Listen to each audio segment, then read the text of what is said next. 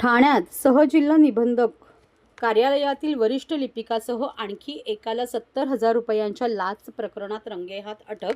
ठाणे येथील सहजिल्हा निबंधक वर्ग 1 कार्यालयात वरिष्ठ लिपिकाने खाजगी इसमामार्फत 70,000 रुपयांच्या लाचेची मागणी केल्याप्रकरणी लाचलुचपत प्रतिबंधक विभागाने गुरुवारी सापळा रचत त्या दोघांना रंगेहात पकडले।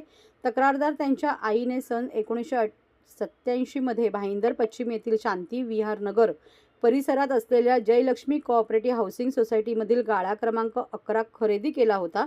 शासनाच्या अभय योजना 2008 अंतर्गत त्या मालमत्तेचे नियमितीकरण करण्यासाठी मूळ खरेदी खत सह निबंधक कार्यालयात सन 2009 मध्ये जमा करण्यात आले होते। अलीकडे तक्रारदार यांनी ते खरेदी खत परत मिळवण्यासाठी ठाणे येथील सहनिबंधक वर्ग 1 कार्यालयात संपर्क साधला असता संबंधित वरिष्ठ लिपिक दीपक इसळ यांच्यामार्फत खाजगी इसम अजित कोकमकर यांनी 70,000 रुपये लाच मागितल्याचे उघड झाले।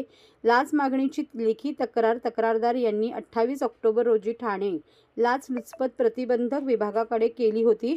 त्यानुसार पडताळणी दरम्यान इसळ व कोकमकर यांनी 70,000वरून 65,000 रुपयात तडजोड करून 2 टप्प्यात रक्कम स्वीकारण्याचे मान्य केले होते। त्या अनुषंगाने सापळा रचून करण्यात आलेल्या कारवाईत खाजगी इसम अजित कोकमकर यांनी लोकसेवक दीपक इसळ यांच्या वतीने तक्रारदारांकडून 35,000 रुपयांचा पहिला हप्ता स्वीकारताना रंगेहात पकडण्यात आले। या प्रकरणात दीपक इसळ यांनाही अटक करण्यात आली असून दोघांविरोधात लाचलुचपत प्रतिबंधक कायद्यान्वये गुन्हा दाखल करण्याची प्रक्रिया सुरू असल्याची माहिती देण्यात आली आहे।